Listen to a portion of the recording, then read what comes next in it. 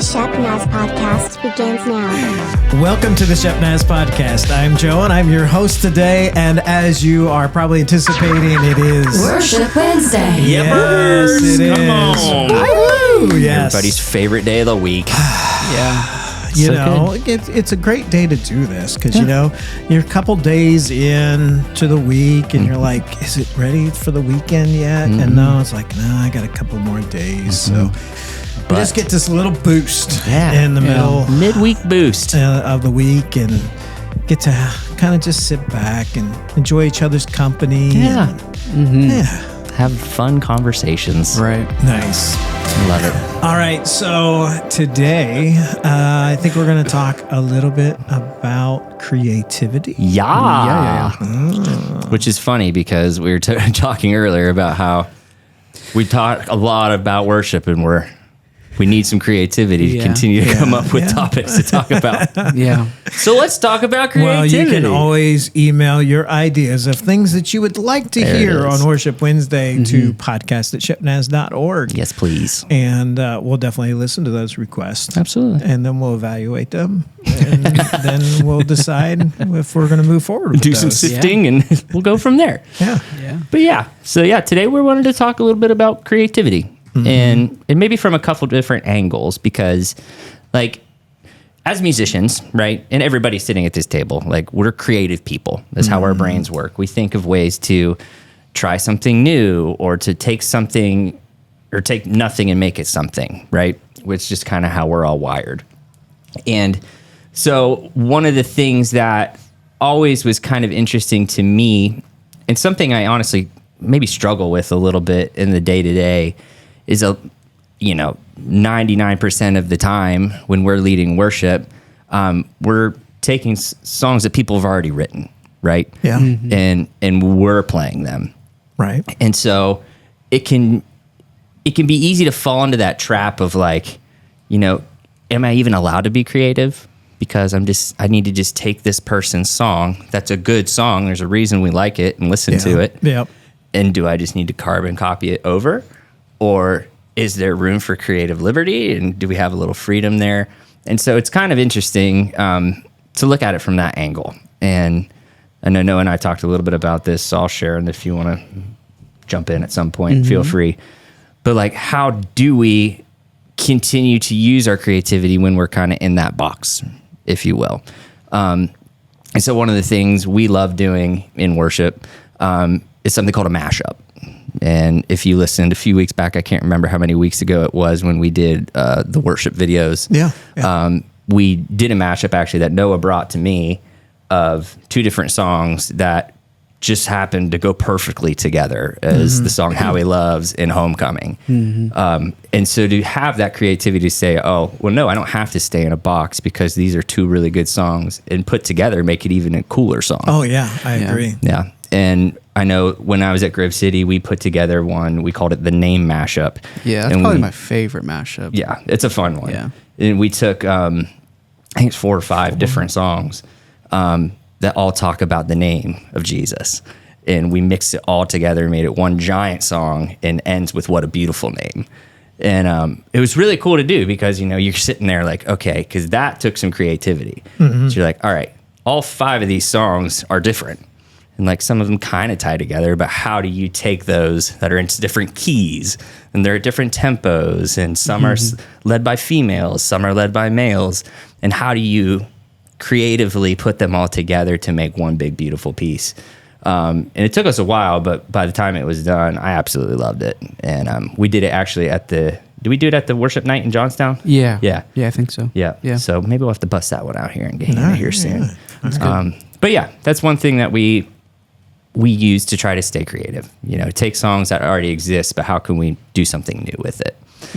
So that's something I really like doing is mashing songs up. Yeah. I'd say for the most creative thing that I kind of do week to week is our band in Johnstown's not as large as Gehanna sometimes. And so it's challenging for me to kind of make 3 of us sound like there's like 10 of us or 8 of us. So figuring out when I'm playing guitar, like this past week I got to play electric guitar, and so I'm not going to sit there and just play like lead lines or like melody lines, but just like implementing, like when I'm not singing, try to focus more on guitar, and when I am singing, just play more rhythm, strummy stuff. Yeah. So just trying to make it sound more full, adding a pad in here, there, adding drum parts here, there, where maybe there's not. And that's even I felt like for a while I was complacent in even my drumming, because I was playing in church so much that I was just memorizing somebody else's parts and just figuring out how to play them. But when I started to like not and like try to find other stuff to play and like add in stuff, that's when I noticed I got better at drums. So that's kind of my week to week stuff when leading worship, is figuring out, okay, how do we make three of us actually sound like a full band instead of, it's kind of a little easier for you sometimes, but because I don't normally have more than one guitar player, so it's tough sometimes. Yeah, for sure. Well, and I guess we'll dive into this for a little bit, but the question might arise in somebody's mind, is like, well, what does it matter if it just sounds like three people? Why does it need to sound like more than that? And I'll answer my own question here. So, but I think that what we have to keep in mind is that, you're trying to, as you're shaping what the worship set is going to be for that Sunday, always what is at the forefront of your mind is this going to help someone experience worship? Is this going to be something that's going to be conducive to worship? And so sometimes that takes on a life of its own, where you have to take a look at, okay, if this feels like really empty and it doesn't feel full, then people are going to feel restricted in singing out and really participating in the worship, because they might get the impression that this is more of kind of a solo kind of presentation thing instead of something that they're supposed to dive into. Yeah. And so there are those nuances, even as you're, developing the worship songs and the sets, is like, is this going to be something that people can feel like they can have some ownership, that they can jump into, or are they going to feel like I'm doing a song for them to listen to? And I don't want to do a song for them to listen to. I want to do a song together that they can participate in. So things like trying to have a full sound are really critical for things like that. And I think like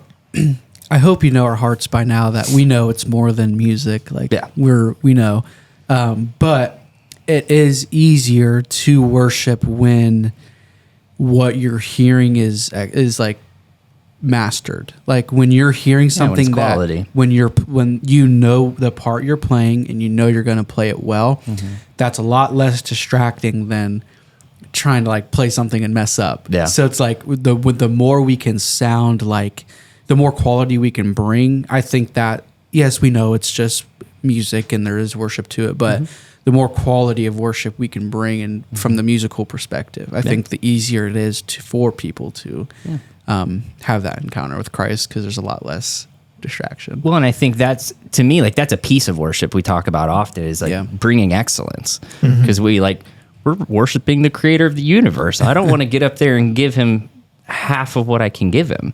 I want to give the best that I can give. It's not to impress people, I want it to sound good because it'll help people get into worship, but I'm not bringing excellence to impress people. I'm bringing excellence because that's what my creator deserves. And so when we talk about like implementing instrumentation with tracks and like, oh, you could just do it with three people. Yeah, we could. And it could be awesome. And people could have a true encounter with God. Right. But if I can use my creativity and use creativity through technology, like running tracks or whatever, that can help kind of enhance that worship experience. I want to do that.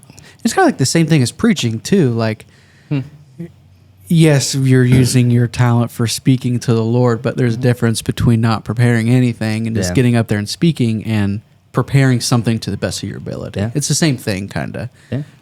We've talked a lot about that on the podcast. Preparation's important. Absolutely. I have a question for you, kind of. Oh boy. Yeah. It's open question time. Oh no. Q&A. Let's go. Bring it on. So you're going to say you're not, but I think you're you're a very gifted songwriter. You are. Thank you. So what kind of That was very nice. You're okay. And I know you're very modest and you're very like humble, but you are very talented songwriter. So what's kind of your and he is your boss, right?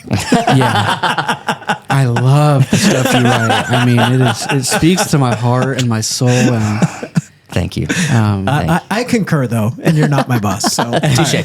Thanks, guys. and I've even heard some of the songs you don't share publicly. But so what's kind of your thought process when writing kind of Christian songs, or even how do you get there? How do you find stuff to write?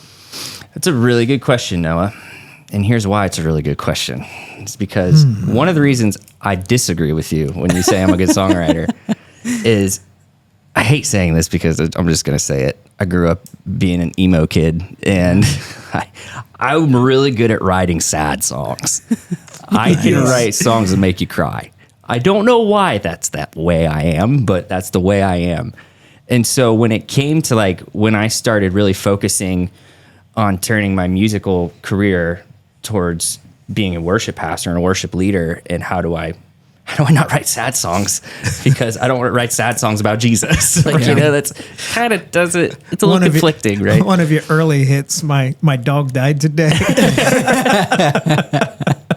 But God, you're still good. So for me, it was really kind of difficult at first to like think about like positivity and like, how do I write? And another thing that I feel like with my songwriting stuff, I've always been like a storyteller writer. Like, I'm not just like a generic open, like, this is a love song. Like, I'll write a love song about a person who fell in love, right? So like one of the saddest songs I've ever written in my life, this makes me sound pathetic, but here we are. I'm just being open and honest for the whole world to see. Nice. I set out a long time ago to write a song that would make me cry listening to it, that would make me cry listening to it. And so I wrote a song about a sailor whose wife passes away while he's out at sea, and he can't get back in time to see his wife. And so a lot of times when I'm writing a song, I put myself into the shoes of this character. And I think like, it's almost like method acting for me. Like, I pretend like I'm the sailor, and how would I feel if I got that news knowing I couldn't get home?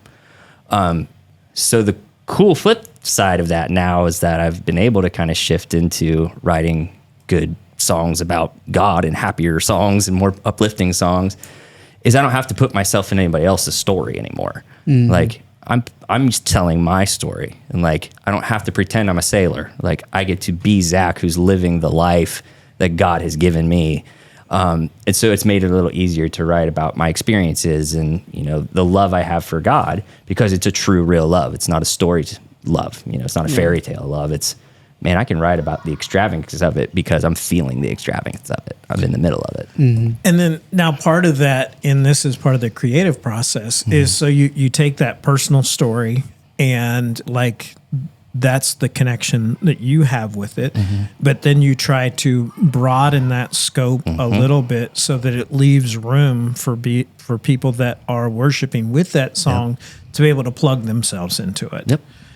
So that they can kind of say, yeah, I could see, even if I wasn't in that experience, I could see what that experience would be like. I was thinking as you were, we were talking about creativity, there was a song by Danny Oakley a few years ago called, well, I'll probably get the title wrong, but it's talking about Tell Your Heart to Beat Again. And it's a good tune. It's from a true story. It's from a story where this person was in the observation area of a heart surgery that was going on, and the surgeon was actually a Christian that had invited this other Christian to come observe the surgery. And so they were watching from the observation deck, and the surgeon is down there with the patient. And at the time, like, they had done everything that they needed to do, and it was just time to put her heart back in and restart it. Everything was fixed. They just needed to restart her heart, and they do the paddles and it doesn't start. And they do all the things that they would normally do when this surgery concludes to get the heart to start back up again, and it just wouldn't. And a true miracle, the doctor, like I said, who's a Christian, looks down at the woman and whispers in her ear, "Tell your heart to beat again." Wow. And like within seconds, they hear the beep and her heart starts beating. And Man. this guy that's in the observation deck is like, "I can't believe what I just saw." And so this story then becomes a song. And of course, for those that know that intimate story, it's like it's that experience. But for so many other people that have heard the song since, they can still relate to the concept of like just feeling like life is over and feeling so down and feeling like I don't know if I can go on. And the idea of, you know what? It's okay with God. Just tell your heart to beat again. And so you can still have that connection. And that's kind of that creative process where you're looking at, you know, I take this personal, intimate story that how God has played out in your life, and then you make it something that's accessible to everyone else that needs to be able to worship through it. Yeah, absolutely. Yep. Like one of my favorite worship songs ever, Another in the Fire. I'm probably going to get this story wrong. So if you remember it, help me. The guy who wrote it was, was it that his son passed away, or was it they found out something was very medically wrong with their son before he was born? Yeah. And so they were going through all of this, you know, stress and turmoil. Or are we going to lose the baby? Is it going to be born, you know, with significant physical issues or mental issues and make its life, you know, not to the fullest or whatever? And out of that came the song Another in the Fire. You know, there's another in the fire standing next to me, another in the water holding back the seas. And should I ever need reminded how good you've been to me, I'll count the joy come every battle, because I know that's where you'll be. And that's based on his experience, just saying, God, I need you. And he's saying, I'm right there with you no matter what in that fire. And so it's very similar. It's like that song could have gone a million different ways, but to take that and creatively write it in a way that fits for everybody's story, it's a hard thing to do. And like, I'm still really working on it, because I'm not great at writing congregational songs. I'm trying, but I'm not great at it. But yeah. Well, speaking of, I totally forgot what he asked. You're here? I didn't even know Noah's here anymore. Just kidding. Well, we are talking a lot about the creativity and writing songs, so I feel like we at least have to touch on this a little bit.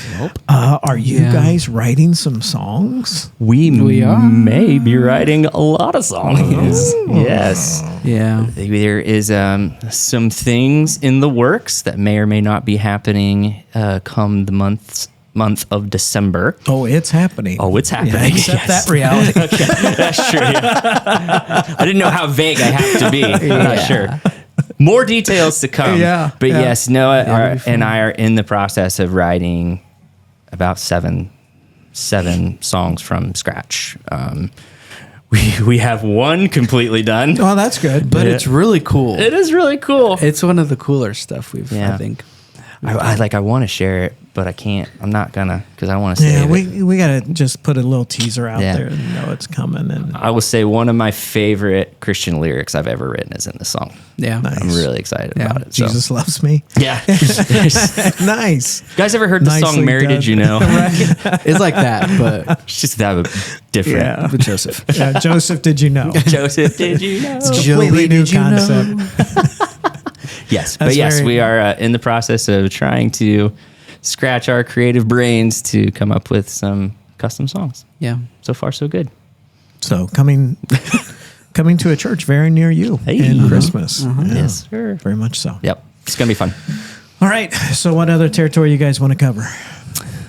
Well, I think one thing I wanted to mention earlier, kind of tagging on what you were saying, like how in Johnstown they have a little bit of a smaller team, and we kind of have a larger team. So when it comes to creativity in a live worship setting, one of the things I like to do to kind of just switch things up and to keep the creative juices flowing is to scale back what we have. So if you've ever heard Rob, sometimes we'll talk about this anytime we do it on a Sunday morning. So sometimes we'll do acoustic Sundays, right? Where we'll take away the electric guitars and the full drum kit, and we'll just kind of strip it down to more an acoustic set. And when that happens, I like to So I'll be playing acoustic guitar and singing, and then I'll bring out a kick drum and set it down on the ground, and I'll play the kick drum with my foot and play and sing. And I just love it because it blows Rob's mind. Though, like, you can do that? Humans can do that? Yeah. All of my appendages are working. Right. Well, what's funny is like people are like, man, like, how did you get good at that? Like, where would you even come up with that? For me, it came because I didn't have a drummer. Like, I had to get creative because I didn't have the people, and there'd be these upbeat songs. I'm like, how do we fill in that sound? And thankfully, drums were my first instrument that I ever played, so I kind of have that called limb independence or limb dexterity, whatever you want to call it. And so I can kind of train my body to do, my hands and my feet can do different stuff, right? Yeah. So it came out of desperation, and I was like, I need a drummer. I don't know what I'm going to do. How do I get creative and fix this problem? And so that was one thing that sometimes desperation can force you to be creative. Oh, yeah. You just never know. The version you have now is much better than the prototype when you had the drum behind your head. And Right. Just trying to elbow it on the side. Yeah, this was a drum setup 3.0. He's just so confused on how he can make it work. That's it. Symbols between the knees, everything. Yeah. Look like a full guy from Mary Poppins. What's his name? I think I've seen that setup before. Yeah, absolutely. Yeah, I'll be going through some creative stuff here soon because love you, Larry, had a shoulder surgery. Yeah. And we only have 3 drummers as it is. Yep. And not everybody can play every week, so Exactly. I'll be thinking through some stuff. Sometimes situations force you to be creative. Yeah. Which I don't mind. I don't mind it. I kind of like using creative problem solving. It makes you scratch that part of your brain that's like, yeah, I might not want to be creative in this moment, but I have to. Yeah. Well, you figure something out for me and you let me know what I should do. Well, you know what? Certainly, I think we can see that the God that we serve is very creative. Absolutely. I mean, first of all, He made all of us, Yeah. and all the Very other creative. people that we see. So, embrace that creativity in a godly way today. Absolutely. Well, we encourage you to follow everything that's going on at the church by going to shepnaz.org. Also, we'd love it if you would follow us on Facebook, Instagram, and YouTube, and share this with someone today. Maybe this is an easy way for you to be able to just get them to hear a little bit about the church, get them to hear a little bit about God, and you can share it to them, and maybe they'll start listening on a regular basis. So, for Pastors Zach and Noah, I'm Joe. Have a great day. This podcast is a production of the Shepherd Church of the Nazarene, Gahanna, Ohio. Email to podcast@shepnaz.org and let us know what you think.